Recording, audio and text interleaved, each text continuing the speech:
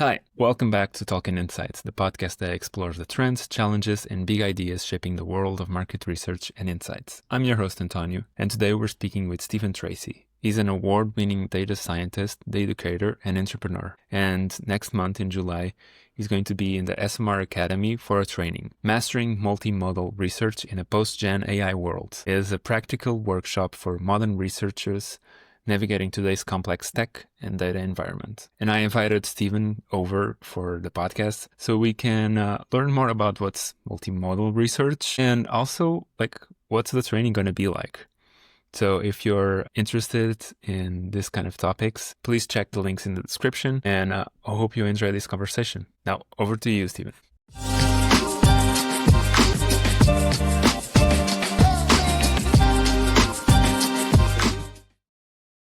Stephen, thank you so much for being here. Thank you so much for your time. I want to start with the basics. I want to start with, this is for us to discuss your training at the ESOMAR Academy. And I want to start by asking, what's multimodal research and why is it gaining importance? Tell me everything. What's it all about? Yeah. Thanks for having me, Antonio. It's great to be here as well. And that's a really good question. And to answer that, there's this idea that's known as triangulation in market research. And the idea with that is that you can layer different data sets or different methods or different approaches to answering a business question or a research question you have. And that basically just means that to answer a question, you don't rely on just an interview or just surveys or just focus groups.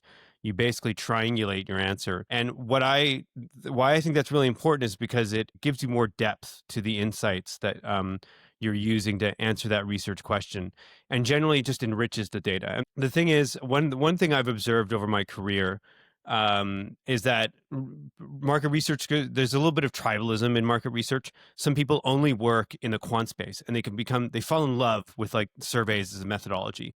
Likewise, people fall in love with interviews or ethnography or things like that. And I've always been someone who loves all the pros and benefits of all the different methodologies. Ethnography, interviews, focus group surveys all have their unique pros or benefits and their shortcomings as well. And I think we get to the most insightful and most impactful answers when we actually do take a multimodal approach. So if you have a research brief or a research problem, you generally start with unpacking the objective. What are you trying to learn? You never start with the methodology. You should never say, we're going to do a survey. You should always think about, what are we trying to learn? What's the knowledge gap that we're trying to fill? And what I will teach in this course is that it's really important to not just start with the objective, but oftentimes to engage with multiple research modalities or different methodologies to answer that question. It's almost like every researcher has this set of tools, and some people are just using the screwdriver, but you can always use all the other things. There's hammers and there's all the things that you can use. And it's a great approach. Yeah. This training also mentions the post-gen AI world, and nowadays everyone talks about AI, and now we're going through all of this thing. I was going to ask, how does this generative AI reshape the landscape of market research insights and everything? How do you feel? Yeah, I mean, post-Gen AI, it's a little hyperbolic. And at the same time, I think some people are a little fatigued about all the talk about Gen AI. The thing that's really interesting is that there's a lot of research into the world or the landscape of the market research industry that shows that how to integrate generative AI tools or large language models or even other forms of AI like machine learning into the workflow of the average researcher, whether they work at a qual or a quant agency or whatever, is really top of mind for the research community right now. And people are at different stages of this journey. There were some early adopters of tools like ChatGPT or Claude early on, and they have already figured out how to bring those tools into their workflow to work in a smarter and more efficient way. But a lot of people are still struggling and really figured out what's the right way to work with AI chatbots or even other tools. AI means a lot of different things. And so how AI has impacted the market research landscape in the last couple of years has, in a lot of ways, it's still impacting it. We're still in this kind of growth stage with AI where I feel like people are excited and they're interested in how it can be leveraged. but there's still also a lot of fear. I still hear these kind of anecdotes or people thinking that AI is going to replace the need for researchers. But the reality is that generative AI tools and large language models can augment the way that we work. And that's the way to think about it, is that it's not here to replace humans. It's going to help you work faster. It can literally reduce manual work in the process of data cleaning or data transformation from hours to minutes or seconds if you know how to do it right.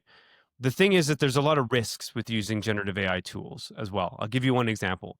One of the first use cases I jumped into was thematic analysis, or what researchers sometimes call deductive or inductive code. This is where you take interview transcripts or even open ends from surveys and ask an LLM to essentially analyze and identify the core themes in the data. Historically, this is something that was very manual. There's a whole research industry that supports that. It's called QDA, or qualitative data analysis. And it's a very manual process. But it's also a process a lot of researchers enjoyed. They felt it was kind of like essential to get familiar with your data. But along comes ChatGPT. You can, and as soon as they added the functionality to upload data files, people figured out pretty quickly that you could upload, 10 or 20 interview transcripts or 1,000 open ends, and it would instantly identify core themes. And the thing about generative AI tools, is that it's very good at giving you an illusion of truth. And that's not to say that AI is always lying, but what I found is the first time I fed ChatGPT a large text data set, it turned it around in seconds, and I was really excited. But then after I started to really figure out how I could use this for real world projects, I started to find some real problems. You could give the same prompt and the same data set to the same model multiple times, and the answers are totally different.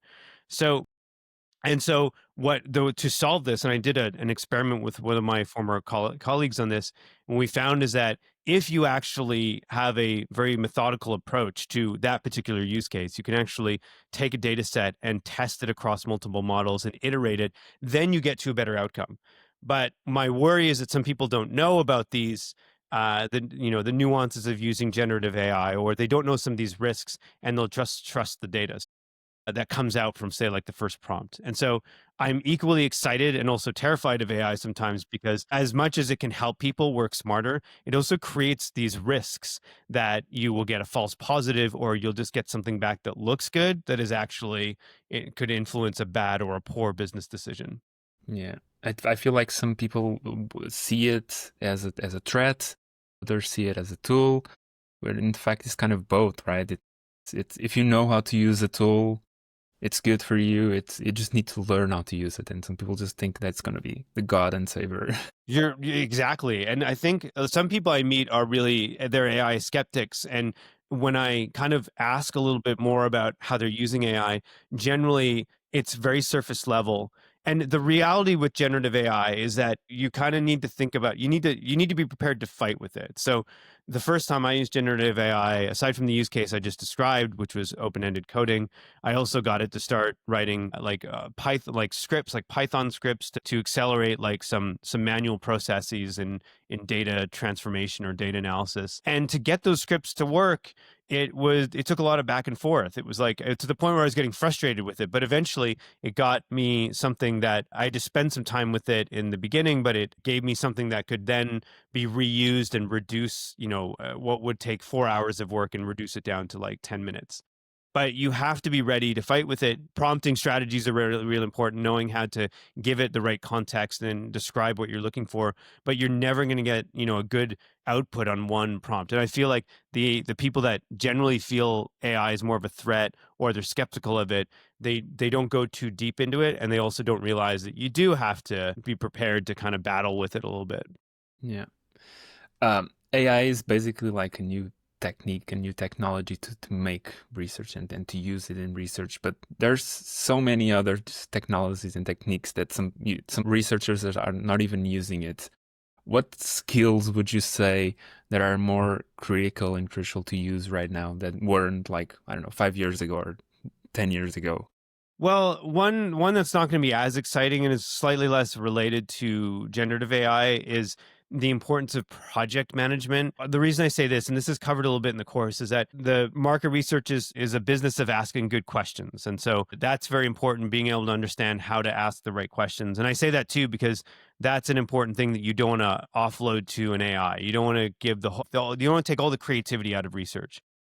Management is a skill that I've noticed a lot of researchers struggle with. And the more you actively manage your project and think about it in a series of stages and artifacts and assets and things like that, the better the quality of the output will be. And also the happier stakeholders will be, because, the more it gets actively managed, the more likely you are to hit your deadlines and things like that. And again, I say this because I've managed a lot of research teams. And one of the things I think people tend to neglect is their ability to manage projects effectively. And in this course, we talk a little bit about project management, but I have a very specific framework that's a multimodal framework that breaks a research project down into a series of stages, and it makes you think about the different pieces or outputs of those stages. And it's regardless of whether you're doing interviews, qual or quant, or those different things. So project management is really important. I do think that it's also important for people to develop some more technical skills. What I mean by that is, if you are using generative AI tools and you're getting it to do things that are more technical, like getting it to write, Python scripts or create data pipelines and stuff like that, you can do this without any technical knowledge. But if you don't have the ability to evaluate what the AI has done or how it's doing it, you're not going to be able to evaluate the quality of its work or know if it's made a mistake. A lot of the times, ChatGPT will often just write Python to solve a technical request. Even if you don't write it to ask Python scripts as a deliverable, it will often use that to solve like a data request you give it. And it actually will give you the code that it writes. And that everyone needs to go out and learn Python and be an expert, but it is helpful to learn the basics if you are using AI tools to solve complex data tasks that involve technical skills like Python.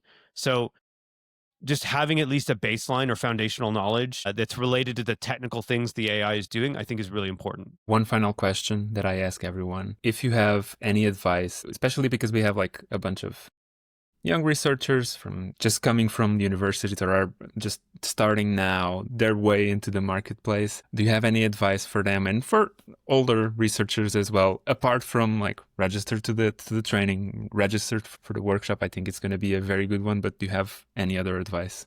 Yeah, I think two things. Like the first is that I mentioned earlier that like the research industry can be a little tribal. And I think that's because, as I mentioned, people start working in a certain type of research company, whether it's a quant focused agency or a qual focused agency, and they end up they fall in love with that methodology, or they just get really familiar with it. And I think that's really limiting, in that if you don't get exposure to multiple methodologies, you won't know how to engage in multimodal research or to answer your business questions in a more effective way.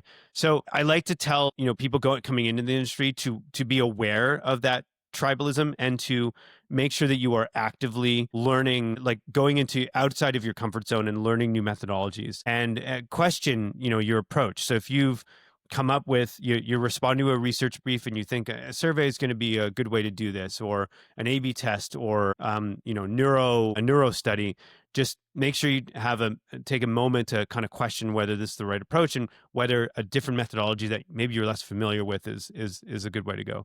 So start with first principles, and always start with the research objective, and then identify the research approach and design from there. Really important. The next thing I would say is that the research industry and the methods we use and the tools that we use are really in flux. We're at a really interesting point in the industry. There is the amount of new research companies that have been created in the last 2 years is really incredible. And these are AI first companies that are coming up with new novel approaches to solving problems. There's companies now that you don't even need human interviewers at all. You can just upload your list of attendees, and an AI interviewer will go out and all that stuff. And that's great. Time will tell to see where we land and what the best uses of AI in research and technology are. But it's an exciting and also kind of scary time. And I think what's really important is that new people coming into the industry come in, ready to have an open mind, because you'll learn things in your classes that are not going to be as relevant. I'm not saying everything you're learning in school right now is irrelevant. Most of it will be, but the academic world takes time to catch up with what's happening in the marketplace, and the industry's changing. So come in with an open mind. If you learn things in classes, just be ready, be prepared to see that those learnings don't hold true, or that there's kind of a new way of doing things. So come into the industry with an open mind, and never stop learning. It's really important that you're a lifelong learner in this industry. Never stop learning it's definitely a very good advice. Stephen, thank you so much for your time. Thank you so much for putting up together the training and for being here. Thank you. Mastering Multimodal Research in a Post-Gen AI World is a training on the ESOMAR Academy. It's from 1st to 3rd of July. You have all the links in the description. All right, and that's all for today. In the meantime, I hope you have a great rest of the week, and I'll see you on the next one. Bye.